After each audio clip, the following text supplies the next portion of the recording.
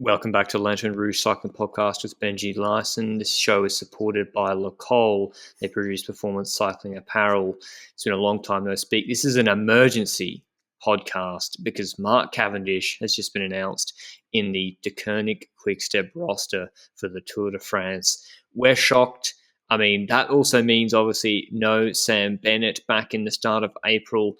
Benji, I think after the first stage that Cavendish won this year at the Presidential Cycling Tour of Turkey, Benji started the hashtag Cav to the Tour movement, always serious, never tongue in cheek, and now he has made that a reality. So if you believe in miracles, if you believe in this podcast and you believe in miracles, and let your dreams be memes, because Cav is going to the Tour. What's your initial reaction, Benji? It's crazy. I couldn't believe it because, a few days ago, I swear that Lefebvre said the exact opposite. There's no chance for Cavendish to go to the Tour de France because Bennett is completely confirmed after his injury when his knee is completely done for. So this came as a bomb. This dropped a bomb on Twitter, looking at it, in all honesty. Crazy stuff. And yeah, the Cav to the Tour meme is real. Memes are real. So here's Cavendish's year so far. He started out quite well, actually, in March. He came second in the Grand Prix Jean-Pierre Montserrat. That was behind Tim Merlier, and Merlier has been very, very strong this year, won a Giro stage. Then middling results in some smaller Belgian classics, then second and a third at Settimana Coppi Bartoli, it's just a second rather in the first sprint, which isn't great. Shelter Praise third. I've got some footage of that as well. That was a complete bungling from Quickstep. We'll pause there. We'll pause at Shelter Praise because that was the only occasion where Cav and Bennett were in the same race. And there was talk of Lefebvre was actually thinking of taking both, which, I mean, how do you think that would have played out, Benji? Oh, I think that would have been a mistake because if you send both, you've got two roles to look after in the sprint. And if you got two riders to look after, you'll likely end up with a worse result because you got to look after the other rider. It's another rider that is going to be riding in the way. And what do? You set a sprint train for Bennett and then Cavendish has to do it himself. That's going to be difficult. And then Cav is going to end up going for a certain gap where Bennett would have gone through and would have potentially won the stage. And then Cav would have taken that gap and then the stage would have been lost for both of them. So, yeah, I don't think two sprinter leaders are a good thing. I think that it's something for Pro Conti wildcards to do, like a 1 a few years ago and so forth, but not for a World Tour team with a world-class sprinter in their midst. Especially as Cav is small, he's never going to help lead out Bennett. It would more be Bennett, the stronger sprinter, leading out Cav. It just wouldn't work. Shoulder Praise, it didn't work at all. And Lefebvre a few days ago, so I'll finish with Cav's Palmares this year and go back to Lefebvre's madness. But then Tour of Turkey, Cav got that. We did that emergency podcast, stage 2. He won, and not against terrible competition. Jasper Philipsen was there. He's solid. He's going to be at the Tour de France, I believe, for Alpes and Phoenix. Cav won that stage, but he wasn't done. He then won another 3 other stages at the Tour of Turkey, and I don't think he didn't have deceuninck's best lead out. There wasn't Mercu there. It's what Cavendish calls the B team with Archbold, Kayser and Steels. I think Jakobsen wasn't in the lead out really there at all. Tour of Turkey was good, back in the winning ways, but not against top competition. Then under Lucia, not so good. He DNF'd after stage 3. Apparently he was complaining about the hills. Then Greipel won the next day. It wasn't that hilly. Then Elfstead Ronde is the real result where you're like, ooh, that's a good result. He nearly beat Merlier, I think. He beat Ackermann. So that was a good result a few days ago, still in good condition. And then the big one, the huge one, is he replaces Sam Bennett at the Baloise Belgium Tour, which was the Sprinters Stage Race World Championships for some reason. Every good sprinter in the world went there, Ewan, etc. Bennett was supposed to go, but he had a knee injury. Cavendish goes, he wins stage 5 ahead of Merlier, Ackermann, Groenewegen, Buani, Bonifacio, Ewan, Van Poppel. That's, if you can beat those guys, Nizzolo as well, you've literally beaten the best in the world. So a lot of teams would have been happy for him to go to the Tour, and the question was Bennett's knee injury. Now, what's Lefebvre been saying in the Belgian press, Benji? I do know that some stuff slips into Discord chats that I'm in and so forth, and every single time it was to the fact that it was more likely that Bennett was going to go to the Tour de France if his form was decent after the injury, and we had that confirmation 3 days ago that he literally said that there's no chance that Cav is going to the Tour. Now, after the Baloise Belgium Tour stage win, Cav was pretty down to earth about it. He was pretty on point, as in, yeah, if Bennett is able to get 100% recovery, then we're certainly looking at him as first man to go to the Tour de France, because he was the green jersey winner last year. We can't just neglect him like that. He was the nice guy in that story, because you can always take the other side and say, oh, I deserve to go to the Tour de France and Bennett should not take that place, and la la la la. But Gaff took the high ground, and not really heard from Bennett much. I think we've been hearing it through Lefebvre, who, I mean, okay, so this is 3 days ago in Cycling Weekly. Deceuninck-quickstep boss Patrick Lefebvre has said there is no chance Cavendish will ride the 2020 Tour de France, and as Sam Bennett has now been confirmed fit and recovered from his knee injury. Lefebvre also went on to say, he told Cycling News, Sam isn't the strongest in his own head.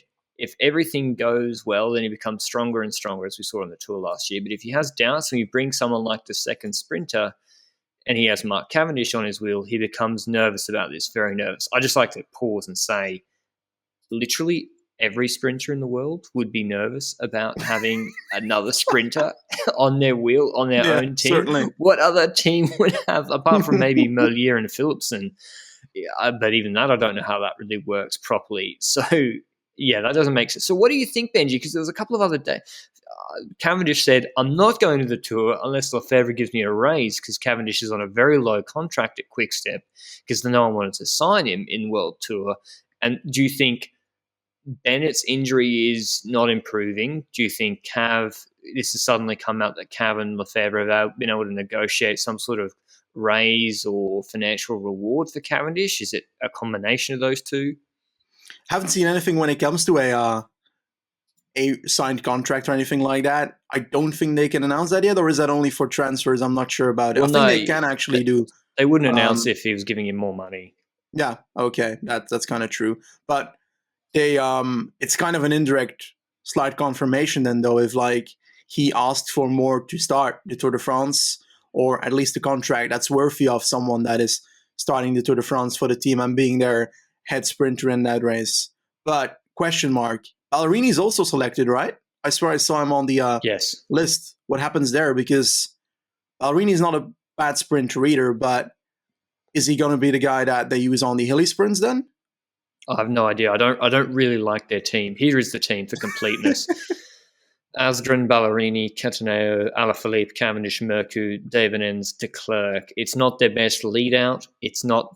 Mercu! No, the full train. It's obviously okay. Mercu, but it's not got Lampard or Seneschal. I guess Asgreen can do that, but the GC help for Alaphilippe is in any sort of rolling terrain above just light, medium mountains is just Dries Stevenens. So, yeah, I think it's a bit of a strange team. I think the Ballerini inclusion is really weird. I mean, if he has his Provence form, he can be helpful in, say, stage one. If he has some of his other form more recently, then I don't really see him being particularly helpful. So I'm surprised he's going.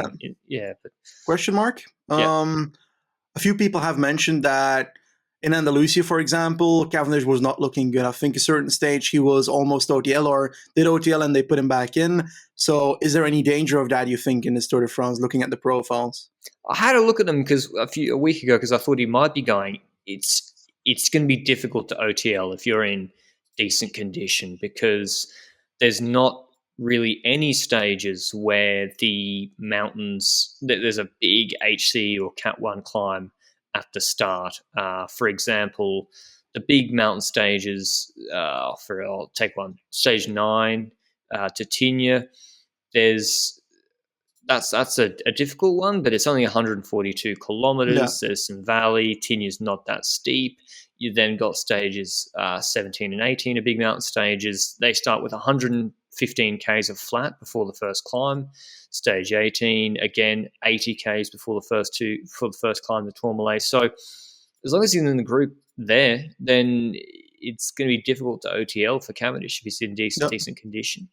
I think like the only stage that I'm looking at that has some potential danger, but likely not, is stage 8 with a small climb at the start, which could put him in trouble early on. But then he's going to be like having trouble. He's got plenty of time in there to like recover again. Although the last portion has a lot of climbing together, there's a lot of descents to recover once again. So yeah, I don't see an imminent danger of OTLing that easily unless he's got a horrendous day, which is always possible. But Yeah, we got to look at it.